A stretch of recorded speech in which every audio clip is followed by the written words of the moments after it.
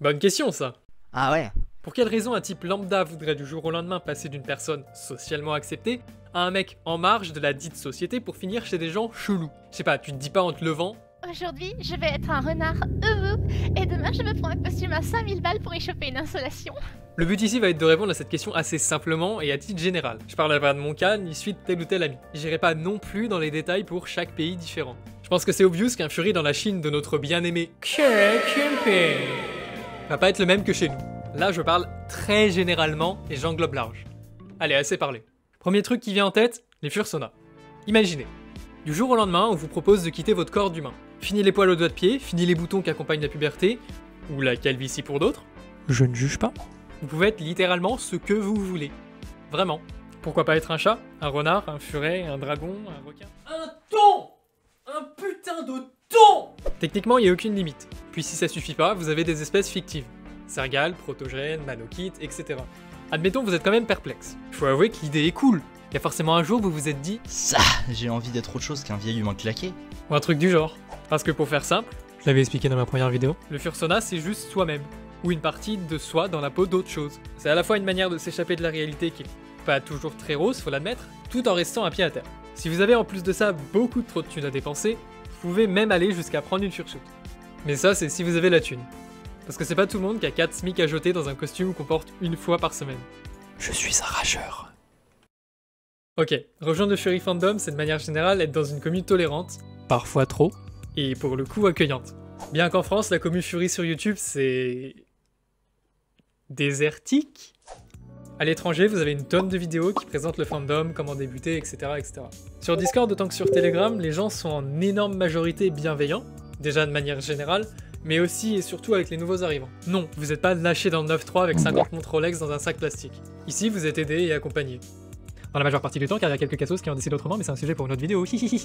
Sinon, ouais, on est sur une commu relativement ouverte d'esprit. Déjà parce qu'on a des gens de tout profil, d'à peu près n'importe où et de n'importe quel âge, et parce qu'on a accessoirement une commu constituée à moitié de personnes autres qu'hétéros, c'est-à-dire plus ou moins concernées par la cause LGBT. Donc généralement, vouloir être Fury et anti-LGBT, ça va être assez compromis, quand on sait qu'une personne sur deux est susceptible d'être trigger. La tolérance dans le fandom, c'est à la fois une opportunité et une épée de Damoclès. Vous avez les meilleurs profils possibles, tout comme les pires. Cessez les zoophiles, pédophiles, racistes... Wow, stop là! Non, mais genre, c'est vrai. Non mais ok, mais là, on explique pourquoi être Fury, pas l'inverse. Ah. Ouais? Ok, bah... on est tolérant et cool, alors? Ici, on est plus sur une des raisons pour lesquelles beaucoup deviennent Fury ou au moins s'intéressent à ce sujet. Durant l'enfance, on est là, on est jeune et innocent, on découvre le monde et tout ça. Et à cet âge, on a quasi tous grandi avec des dessins animés ou des films. Ça stimule notre imaginaire, ça nous fait rêver, c'est être jeune quoi. Du coup, si je vous dis Le Roi Lion, Zootopie, La Panthère Rose, Tom et Jerry, vous voyez le pattern. On prend des animaux, on leur colle des traits humains, des émotions, plus une identité. Donc on peut voir le Fury comme un moyen de conserver une partie de notre enfance jusqu'à l'âge adulte. Pas dans le sens enfantin, mais plutôt dans le sens créatif ou imaginatif. Je sais pas moi, je trouve ça réconfortant d'avoir une safe space où le monde ne brûle pas, où personne ne s'entretue et où l'évasion fiscale n'existe pas. Hein quoi? What's popping? Je l'avais dit dans une précédente vidéo, mais oui, le Fury Fandom est bourré de créativité et de talent. Ce talent-là, il s'exprime d'abord par le dessin, et en écrasante majorité d'ailleurs. Là, vous y trouverez absolument tout.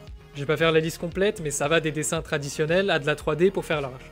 Puis il y a ceux qui préfèrent écrire, qui créent des fictions, des romans, des comics, ou juste qui préfèrent se lancer dans des gros RP. Sinon, il y a une autre forme d'expression plus parlante, c'est celle que j'emploie là, maintenant, les vidéos. Des Fury sur YouTube, il y en a une bonne poignée à l'étranger. En France, le choix est plus restreint, certes, mais je sais pas, faut s'y mettre aussi. Sur TikTok aussi, on a une grosse communauté, notamment avec les fursuits qui y sont beaucoup représentés. Sinon, dans le fandom, il y a matière à faire. On vous donne de base l'opportunité de créer un personnage imaginaire, votre fursona, et ce personnage peut être presque tout et n'importe quoi. Il pense même pas. Ce que je veux dire par là, c'est que de base, le Fury Fandom est propice à la créativité. C'est une commu qui vous pousse à l'être, qui que vous soyez. Il fait une chaleur incroyable. Non, c'est pas qu'une commu à drama. Laissez-moi m'expliquer.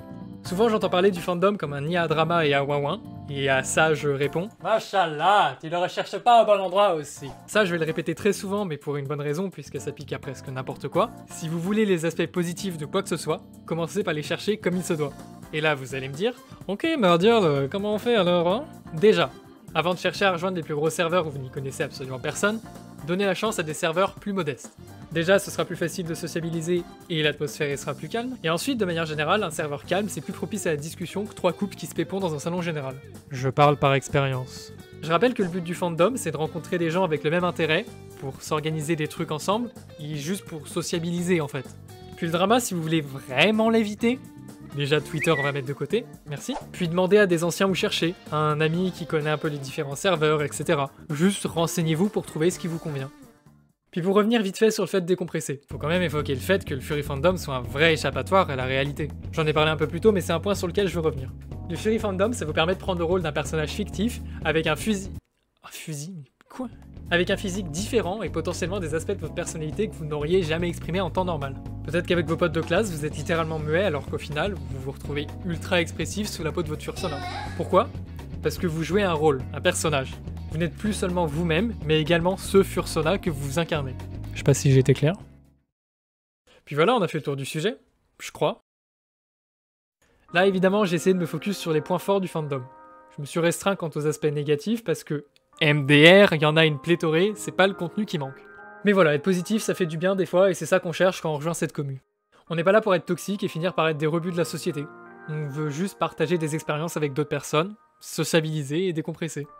Entourez-vous des bonnes personnes, restez qui vous êtes, et surtout, soyez bienveillants. Sinon, partage, like, tout ça. Et moi je vous dis... Salut mon pote!